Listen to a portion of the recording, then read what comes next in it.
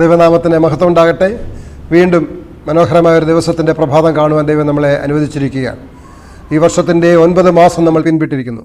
10ാമത്തെ മാസത്തിലേക്ക് നമ്മൾ പ്രവേശിച്ചിരിക്കുകയാണ്. ഈ 9 മാസവും നമ്മളെ നടത്തിയ ദൈവത്തിന് നന്ദി കരേറ്റിക്കൊണ്ട് ഈ പ്രഭാതത്തിൽ നമ്മളെ ഉണർത്തിയ ദൈവത്തിൻ്റെ ആലോചന കേൾക്കാൻ തക്കവണ്ണം ദൈവത്തിൻ്റെ മന്നയാകുന്ന വചനം നമുക്ക് ശ്രമിക്കാം. അതിനെ നിങ്ങളേവരെയും ഇന്നത്തെ മോർണിംഗ് മലയിൽ സ്വാഗതം ചെയ്യുന്നു. നമുക്ക് ഒരുമിച്ച് പ്രാർത്ഥനയോടെ നമ്മളെ തന്നെ സമർപ്പിക്കാം. ഇന്ന് പ്രിയമുള്ളവരെ, നമ്മൾ ഇന്ന് ചിന്തിക്കാൻ പോകുന്ന വിഷയം സകലത്തിലും വർജനം അത്യാവശ്യം എന്നുള്ളതാണ്. അതിന് ആധാരമായ ഒരു വാക്യം ഫിലിപ്പിയർക്കെഴുതിയ ലേഖനം 1-ാമത്തെ അധ്യായം 20-ാമത്തെ വാക്യം. അങ്ങനെ ഞാൻ ഒന്നിലും ലജ്ജിച്ചു പോകാതെ പൂർണ്ണ ധൈര്യം പൂണ്ട് ക്രിസ്തു എന്റെ ശരീരത്തിങ്കൽ ജീവനാലാകട്ടെ മരണത്താലാകട്ടെ എപ്പോഴും എന്ന പോലെ ഇപ്പോഴും മഹിമപ്പെടുകയുള്ളൂ എന്ന് പ്രതീക്ഷിക്കുകയും പ്രത്യാശിക്കുകയും ചെയ്യുന്നു. നമ്മുടെ ചിന്താവിഷയം സകലത്തിലും വർജനം അത്യാവശ്യം എന്നുള്ളതാണ്. യജമാനന്റെ വേലയ്ക്കായി ഒരുക്കപ്പെട്ടവർ ധാരാളമുണ്ട്. അവരിൽ പലരും മരണത്തിന്റെ നിഴലിലാണ്. ആരോഗ്യ നിയമങ്ങളെ പാലിക്കാനുള്ള ഒരു വിശുദ്ധ കർത്തവ്യം അവർക്കുണ്ടെന്ന് പക്ഷേ അവർക്ക് തോന്നുന്നില്ല. ഭൗതിക ശരീരവ്യൂഹത്തിന്റെ നിയമങ്ങൾ തീർച്ചയായും ദൈവത്തിന്റെ നിയമങ്ങൾ തന്നെയാണ്. ഈ വസ്തുത പക്ഷേ മറക്കപ്പെട്ടിരിക്കുന്നു. ചിലർ അവരുടെ ആരോഗ്യത്തെ നിലനിർത്താൻ ഒരു ആഹാരക്രമം സ്വയം സ്വീകരിച്ചിരിക്കുന്നു. ഒഴിവാക്കിയ ദോഷകരമായവരുടെ സ്ഥാനത്ത് പോഷകാഹാരം കഴിക്കുവാൻ അവർ അറിയുന്നില്ല. ഏറ്റവും മികച്ച രീതിയിൽ ആരോഗ്യകരമായ ഭക്ഷണം തയ്യാറാക്കുന്നതിനുള്ള തന്ത്രങ്ങളും നൈപുണ്യവും അവർ ഉപയോഗിക്കുന്നില്ല. അതിന്റെ പ്രവൃത്തി നിർവഹിക്കുവാൻ ശരീര വ്യവസ്ഥിതിക്ക് ശരിയായ പോഷണം നൽകപ്പെടണം. വിനാശകരമായ ശീലങ്ങളിൽ മുഴുകിയ ധാരാളം പേർ ലോകത്തുണ്ട്. ഭക്ഷണ ആസക്തിയാണ് അവരുടെ നിയന്ത്രണ ശക്തി. അവരുടെ തെറ്റായ ശീലങ്ങൾ മൂലം അവരുടെ ധാർമ്മിക ബോധത്തിന് മങ്ങലേറ്റു. വിശുദ്ധ കാര്യങ്ങളെ തിരിച്ചറിയുന്നതിനുള്ള കഴിവ് വലിയ അളവിൽ നശിച്ചു. എന്തായാലും ക്രിസ്ത്യാനികൾ മിതത്വം വർജനം പാലിക്കേണ്ടത് അത്യാവശ്യമാണ്. അവരുടെ നിലവാരം, ക്രിസ്ത്യാനികൾ എന്ന നിലയിൽ അവരുടെ നിലവാരം ഉയർത്തിപ്പിടിക്കണം. തിന്നുന്നതിലും കുടിക്കുന്നതിലും വസ്ത്രധാരണത്തിലും വർജനം അഥവാ മിതത്വം അത്യാവശ്യമാണ്. ഭക്ഷണ ആസക്തിയോ വസ്ത്ര ആഡംബരമോ അല്ല. തത്വങ്ങൾ ജീവിതങ്ങളിൽ വാഴണം. ദൈവത്തോട് സത്യസന്ധരായിരിക്കുക എന്നതാണ് അതിന്റെ അർത്ഥം. ദൈവത്തിന് തന്റെ സേവനത്തിലായിരിക്കുന്ന എല്ലാവരുടെ മേലും അധികാരമുണ്ട്. മനസ്സും ശരീരവും ആരോഗ്യത്തിന്റെ ഏറ്റവും മികച്ച സ്ഥിതിയിൽ സംരക്ഷിക്കപ്പെടണമെന്ന് ദൈവം ആഗ്രഹിക്കുന്നു. ഓരോ കഴിവും ഓരോ ദൈവദാനവും ദിവ്യ നിയന്ത്രണത്തിലായിരിക്കണം.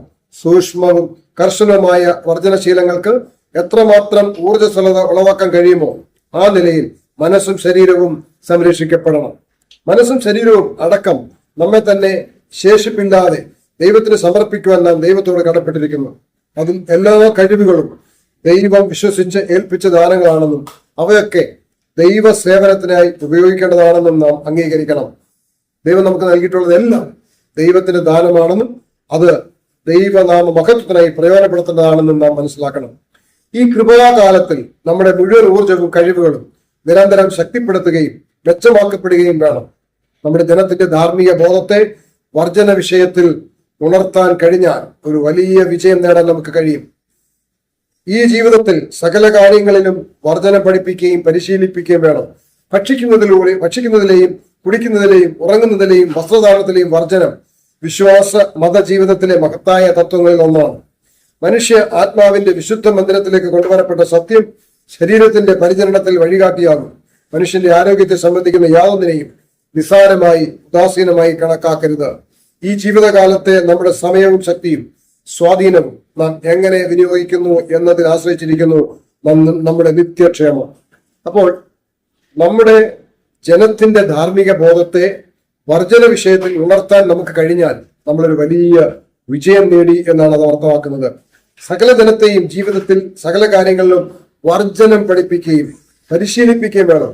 ഭക്ഷിക്കുന്നതിലെയും കുടിക്കുന്നതിലെയും ഉറങ്ങുന്നതിലെയും വസ്ത്രദാനത്തിലെയും വർജനം, അതിന്റെ മിതത്വം, അതിന്റെ വിശ്വാസ മതജീവിതത്തിലെ മഹത്തായ തത്വങ്ങളിൽ ഒന്നാണ് എന്ന് നമ്മൾ മറന്നു പോകരുത്.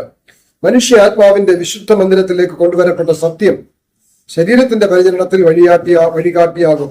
മനുഷ്യന്റെ ആരോഗ്യത്തെ സംബന്ധിക്കുന്ന യാതൊന്നിനെയും നിസ്സാരമായി അല്ലെങ്കിൽ ഉദാസീനമായി കണക്കാക്കരുത്.